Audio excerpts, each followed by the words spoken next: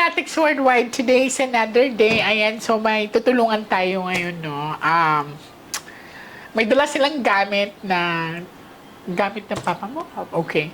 So, nilabas ko muna yung tatlong queen, hinahanap ko pa yung isa. So, titingnan natin kung anong ipapakita ng mga baraha. Gusto ko magpasalamat sa kanila kasi they allow us to record the readings, no?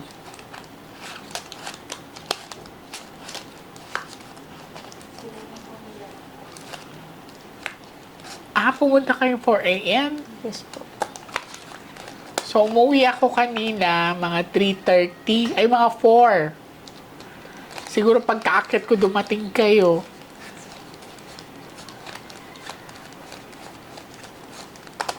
May pinuntahan kasi kaming lamay na nalungkot ako kasi pumunta sila dito, nireading ko sila. Ang pangalan ng bata ay si Clint, ayan. So, nakakalungkot kasi parang inantay lang niya ako. Doble pala ang queen. Kanina pa ako naghahanap. Hindi ka nagsabi sa akin. Wala pa rin So, pinapagaan ko lang yung kasi parang kinakabahan ka eh. Huwag kang kabahan, darling. Okay?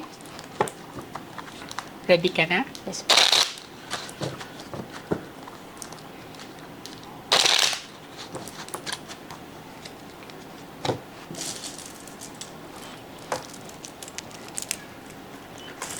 Now, I want you to focus. I want you to pick one card, please. Thank you. So, this is you. I'm hoping that this is a red card. This is your aura. Pag may king na lalabas dito from the first set of the cards, si father mo na yan. Cut the cards into 3.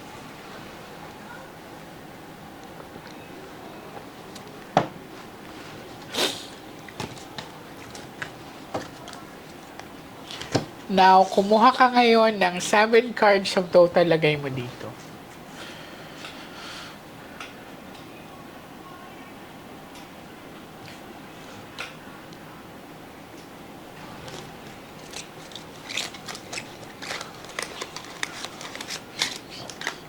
So, this is you. I'm hoping that this is a red card. Okay, ikaw to ha. Maganda naman yung aura mo.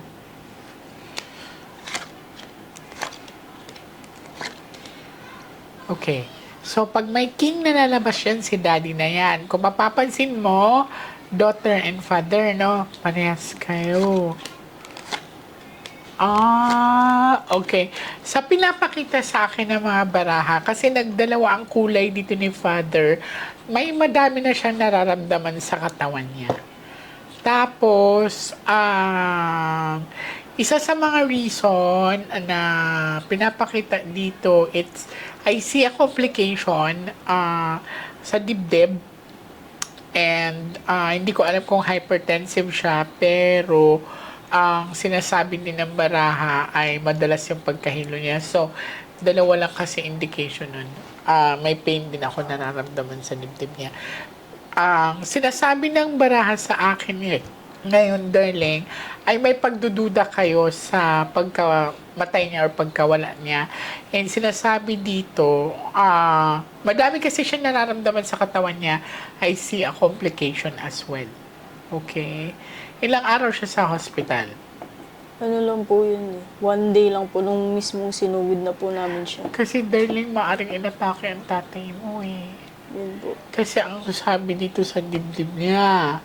Now, para nagdududa kasi kayo or gusto niyo makasigurado kung yun ba ay natural death, baka may gumawa sa kanya, lumason or something, kasi biglaan. Okay?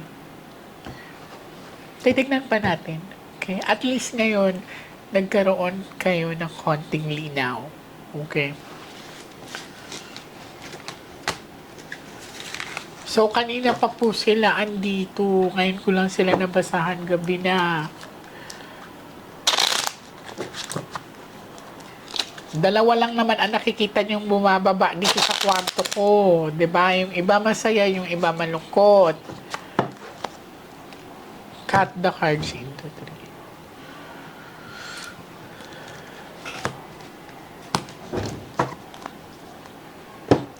Kuha ka, darling, ng 9 cards of total.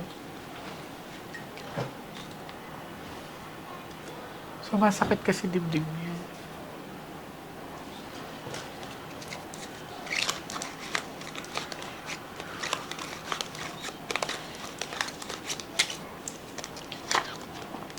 Money one. Oh. Wala din naman siyang kaaway sa nakikita sa akin sa mga baraha. Mapapansin niyo puro pula yan, so it's a natural sickness. Asan yung mother mo? Siya po. Mother, mabait si daddy. Wala akong nakita naging kaaway niya. Ulo ko, puro pula yan. Hindi niyo pina-autopsy yung katawan ni daddy. Kasi ang sabi dito, maaring inatake siya sa puso. Ano bang sabi sa inyo? Parang binase na lang po kasi ng doktor sa interview po sa amin. Which is alcoholic po kasi si Papa. Parang doon na lang po nila binase. Yung So, cause of death. hindi nila hindi nila ni-revive? Na ano po siya eh. Kasi ang sabi po, dead on arrival daw. Dead on arrival na. So, yun nga, ang pinapakita nga dito, kaya kayo in-interview, I believe naman na hindi talaga sila nagbe-base lang sa sagot nyo nung time na yon. Kung bakit sila nag-interview, nag-back-checking sila.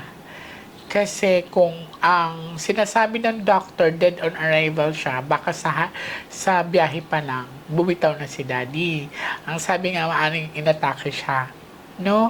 So, kung mapapansin nyo, puro pula kasi to. Okay? Not unless kung puro itim. Okay? Wala pa kayo nakitang bad luck card, di ba? Now, paglalabas ang bad luck card, darling, ibig sabihin, hindi pa tanggap ni daddy yung pagkamatay niya. Pero, ang sinabi ng baraha, walang foul play, walang barang, walang kulang. Napansin nyo, puro pula po yun. Bakit ang tagal nyo hindi nakapunta sa akin? Umabot pa ng 1 taon. Yun lang po napanood po nung sister ko. Okay. So, hindi kayo natahimik nung after mamatay si dad. Yes po. Cut the cards into three. Nakita nyo kung gaano kaganda yung barahan niya. At least nabibigyan kayo ng linaw. Now, ngayon, kung lalabas ang bad luck card, kuha ka ng last 12 cards.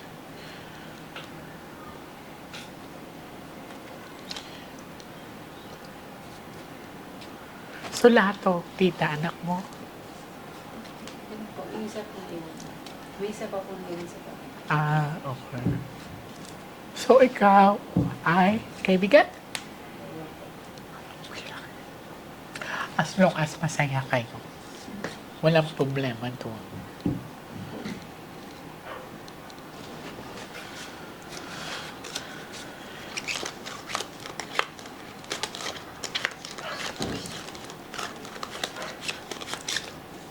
May mga complications na kasi din na pinakita kay daddy. Oh, ano nga ito? At peace. Okay. Malinaw.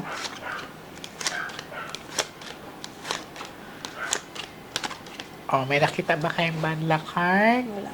Okay. So, nagpapasalamat ako sa pagtitiwala ninyo sa akin.